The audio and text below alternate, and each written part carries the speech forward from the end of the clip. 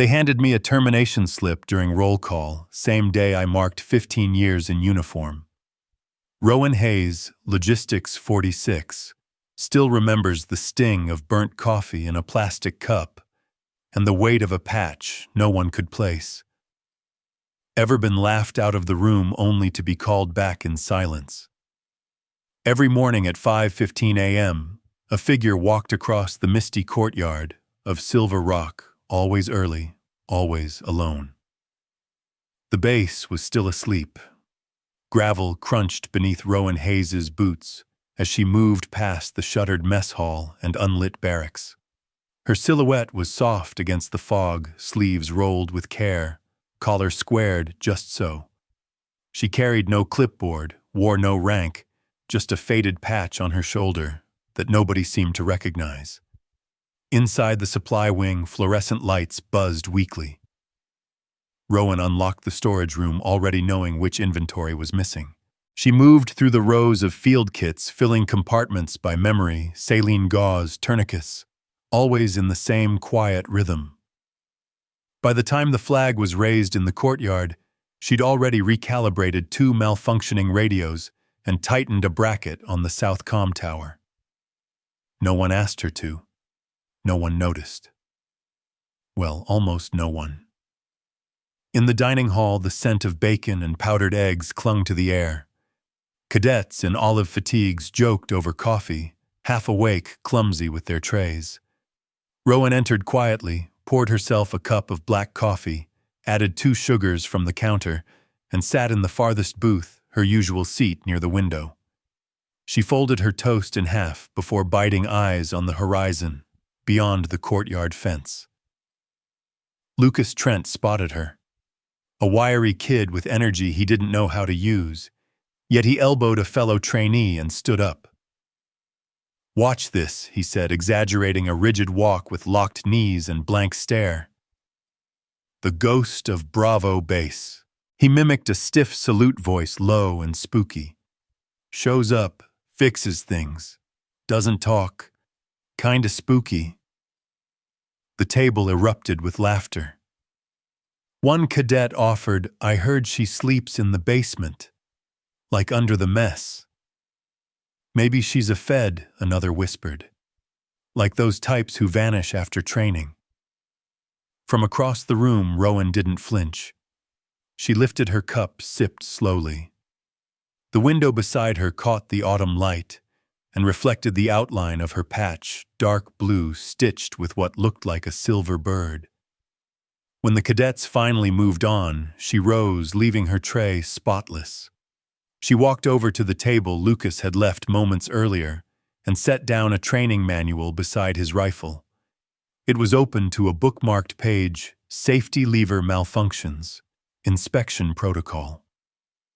She didn't leave a note. Major Evelyn Grant stood near the coffee urn watching the scene unfold. She hadn't laughed, hadn't said a word. But when Rowan passed, Grant glanced at the patch, her brow furrowed.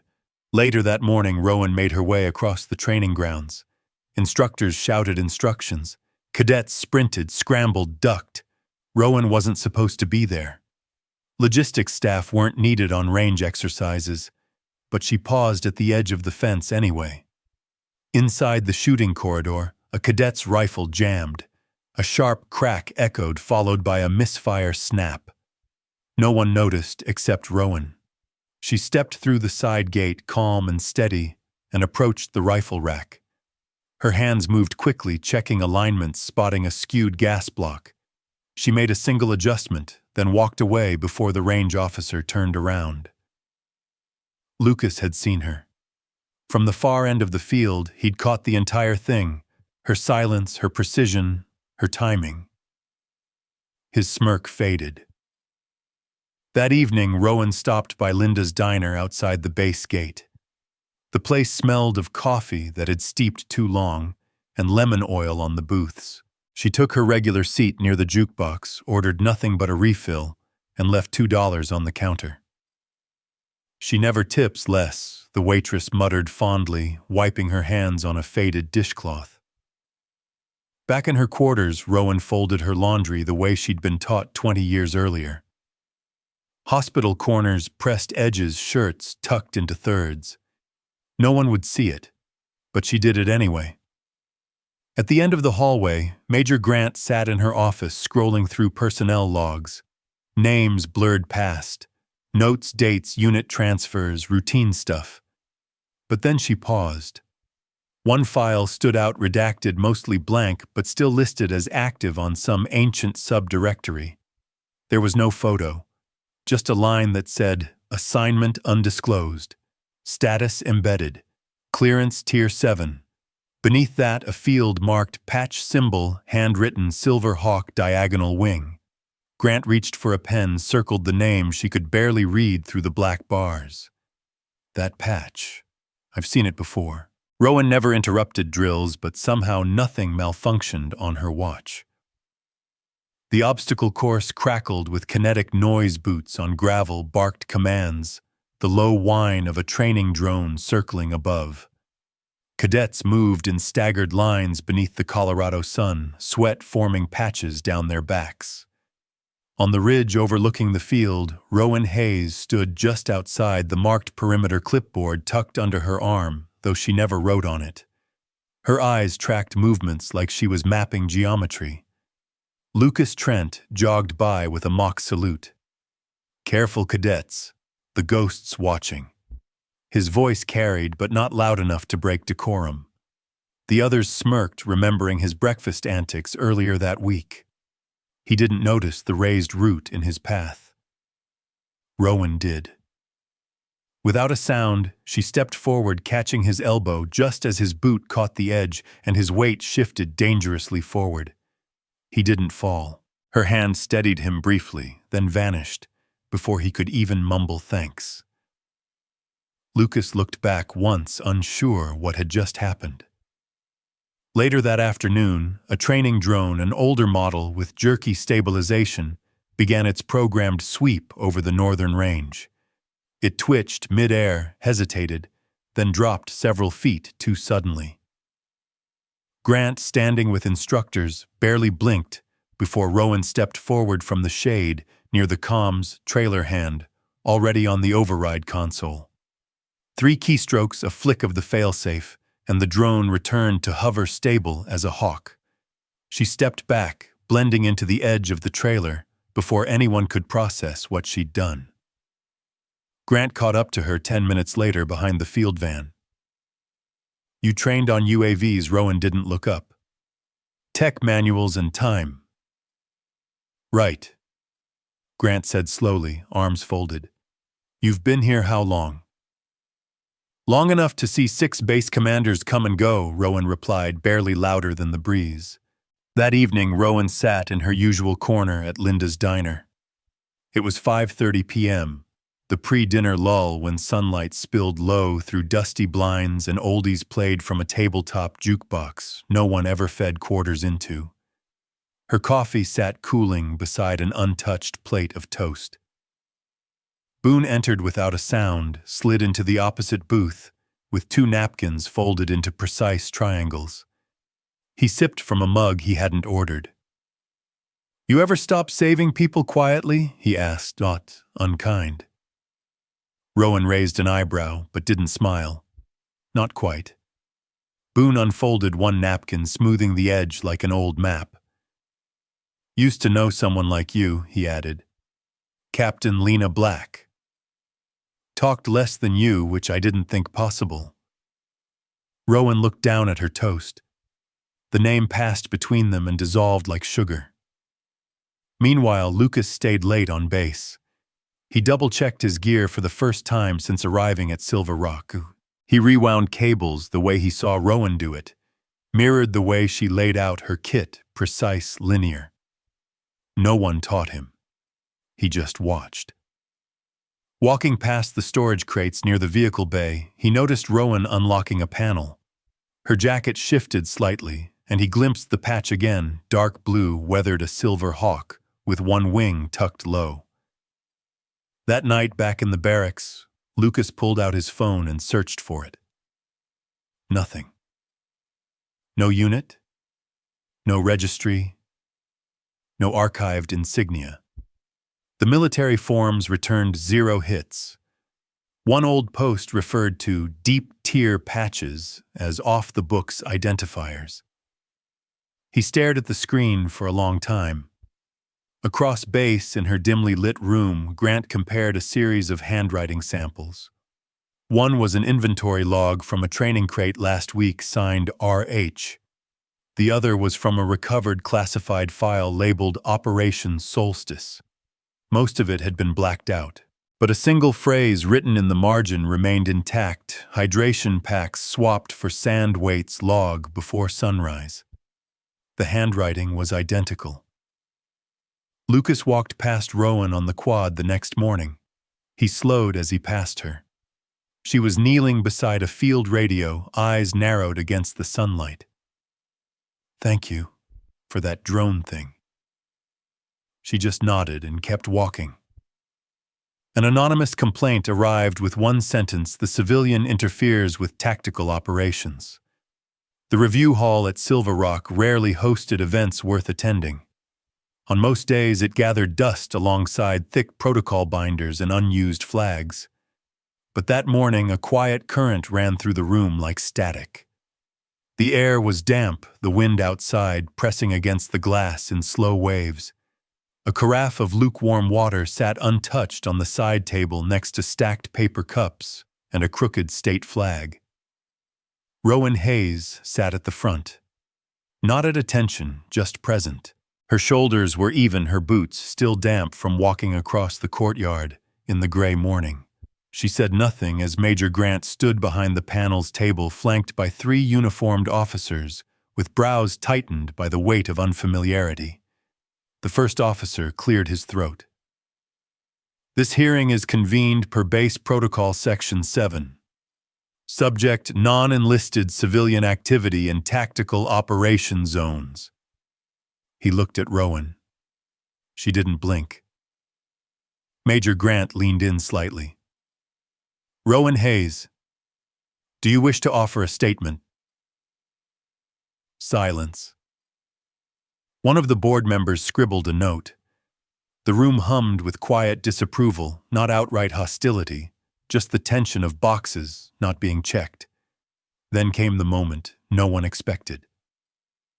Permission to speak, came a voice from the rear seats. Lucas Trent stood slowly. His uniform was pressed boots, polished not from habit, but out of what looked like guilt. "I know this isn't procedure," he began, hesitating, but she didn't interfere. She corrected a drone mid-crash. It would have hit our medic. She didn't have to help, but she did. Grant gave no reaction. Her eyes flicked back to Rowan. "Miss Hayes, your qualifications?" "What are they?" she asked, softer than expected. Rowan reached into her jacket, folded once at the waist. From the inner pocket, she retrieved the dark patch. A silver hawk stretched diagonally across a field of navy blue. The stitching was worn, but intact. She set it on the table. It made no sound when it landed, but something shifted in the room. The air felt thicker. Before anyone could speak, the side door opened. Colonel Whitaker entered, retired, but with a bearing that made everyone straighten a little. He paused mid-step, saw the patch, and blinked once. Then he stood straighter.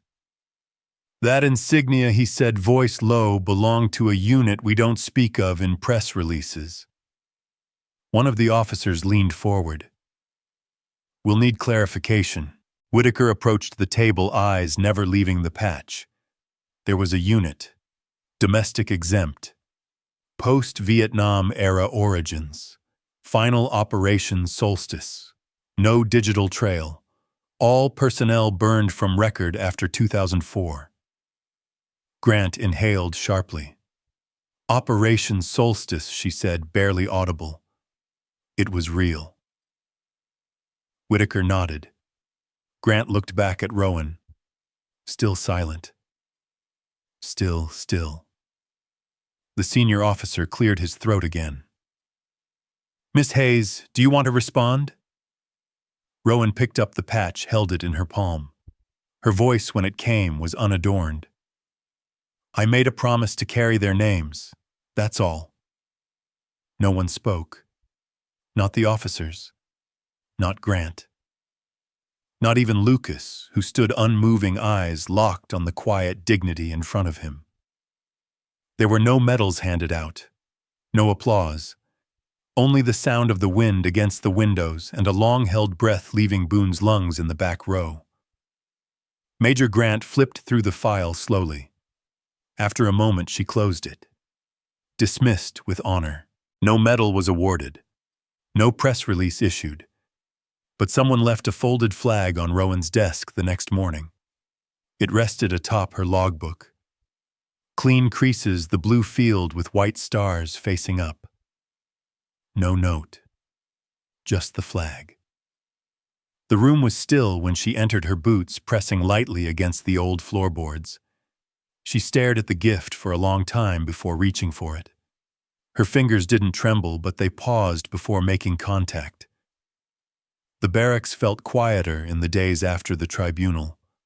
Not heavy with shame, more like the reverberation of something large and solemn passing through. Cadets walked softer around her.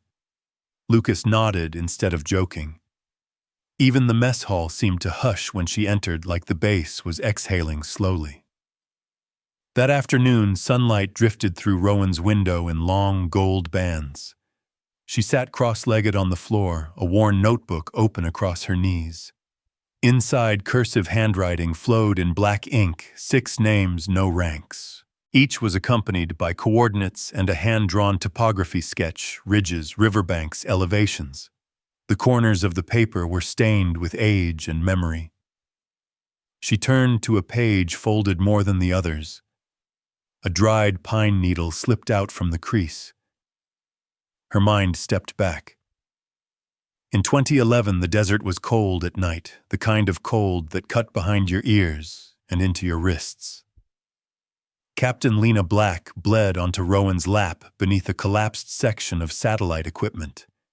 Her breath was shallow, eyes unfocused, but still commanding. Make it matter, she had whispered. Rowan didn't cry. She pressed gauze into the wound, even knowing it was too late. She'd recorded the coordinates in her notebook that night by flashlight, shielding the pages from the wind. The breeze outside shifted. Back in the present, someone knocked once at her door. It was Major Grant. She didn't step in, just stood there, hands in her pockets. Thought this might be yours, she said, offering the folded patch. The silver hawk glinted in the sun. Rowan didn't take it. It served its time, she said simply. Grant nodded once, didn't press. Her eyes scanned the room, a sparse place, neat. A ceramic mug sat on the desk, half full of coffee, no cream. The only art was a postcard taped to the mirror, a black and white photo of the Rockies in winter. When she left, she didn't close the door all the way. An hour later, Rowan found a small USB drive tucked inside her daily ration box. It had no label, just a rubber cap. A note was taped to it in a boyish scrawl, "Assist training footage, ma'am. You taught us more than you know. Trent." She didn't plug it in. Not yet. As the sun dipped low, Rowan climbed the hill behind the base. It wasn't part of official property, but Boone had once told her it used to be a lookout during the early days of Silver Rock. He was already there, sitting on an old log hat, tilted back. "Didn't think you'd still come up here," he said. Rowan knelt by the pine tree just off the ridge, her nose resting on flattened needles. In her hands, a small wooden box, hinged, no lock. She placed the notebook inside. Boone watched her arrange 6 stones in a circle. Nothing flashy, just smooth river stones, one for each name. "You ever wonder if it's okay to let go?" he asked. Rowan pressed the earth around the box with both palms. "They're not my ghosts to carry anymore," she said. He stood slowly. "Just be careful what truths you carry too long." They get heavier in silence. They walked back without speaking. That night, as Major Grant sorted through her inbox, one flagged message blinked into view. Subject Operation Solstice Classified Record Update Request. No sender listed, just the request. Anonymous. Timed at 4:02 p.m., she leaned back in her chair, eyes narrowing. Then she opened a fresh folder and labeled it, "For reference only." A plaque appeared behind the flagpole without fanfare or signature. Just one line they served. She remembered. The early morning light on November 11th stretched long and low, casting thin golden stripes across the gravel paths of Silver Rock. A breeze stirred the flag to half-staff where it snapped softly against the pole. Snow flurries hovered like breath held in cold air, barely touching the ground. The plaque hadn't been there the day before. Now it stood quietly at the base of Memorial Hill, simple, unadorned, carved into stone, dark as night. The inscription didn't name anyone, but it didn't have to. Lucas Trent stood in front of it, his gloved hands tucked into his coat. The cadets had gathered without orders. No one spoke. One by one, they stepped forward and placed 6 small flags into the grass behind the plaque. No drills, no formation. Just motion born from respect. Major Grant watched from a short distance, hands behind her back. Her own ceremony would begin in an hour, an official Veterans Day commemoration, at the main quad, complete with bugle salute and coffee urns steaming beside rows of folding chairs. But this moment belonged elsewhere. Boone approached from the side carrying what looked like a folded napkin in his rough hands. When he reached Lucas, he offered it with a nod. "Old habit," Boone said. "Field notes, stitches, stars." Lucas unfolded it slowly. 6 embroidered stars, hand-stitched into faded linen. One for each name he still didn't know. He swallowed hard. "She left?" he asked quietly. Boone didn't answer right away. He looked past the hill toward the valley where the sun now brushed the tops of distant pines. "She's around," he said at last. "Some people don't need a statue. They leave echoes." Later that day, the veterans' ceremony unfolded as it always had. Speeches were read, flags raised, silence held. But this year, Grant's address shifted. To those who served without ceremony, she said, her voice carrying evenly across the courtyard, and to those who carried weight without asking for recognition, "We see you." She paused, then stepped down. No applause, just nods. At Linda's diner, Lucas slipped into the booth near the window, Rowan's usual seat. The ceramic mug was already there, filled with black coffee. The waitress, Linda herself, tapped her order pad lightly. "She was in early," Linda said. "Didn't order much. Just toast and that coffee." Lucas looked at her puzzled. "She left her usual tip," Linda added. "Said it's for whoever sits next." He reached into his pocket and added a folded bill of his own to the saucer. Back at headquarters, an envelope waited in the morning mail pile. Plain, no return address. Inside, a single form. Request for formal reinstatement of personnel deceased. 6 names. All redacted. All signed. Witness RH. Major Grant read it twice before setting it in a separate file labeled Legacy Requests. At sunset, the final shadow passed across the women's locker room at Silver Rock. A junior logistics officer found a door ajar. Inside, one locker stood open.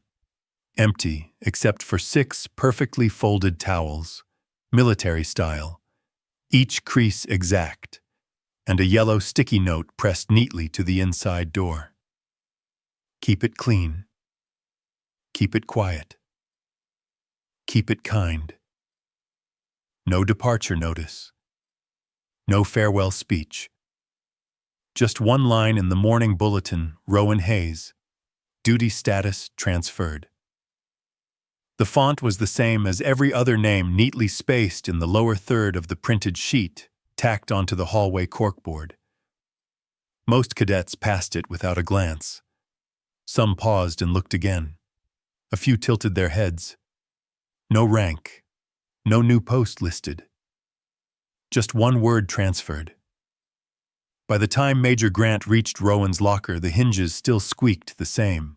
Inside, everything was folded down to regulation creases, her towel stack, 2 extra thermals, even the black notebook with its blank cover and clipped pen. A single patch rested at the bottom of an old coffee tin, its edges softened from wear. The hawk on blue, untouched. Grant didn't touch it either. She just closed the door slowly. Elsewhere, Lucas moved down the hallway outside the cadet's dorm, his hands stuffed into the front of his jacket. The floor tiles echoed faintly under his boots, like they always had. But this time something tugged at him, an instinct.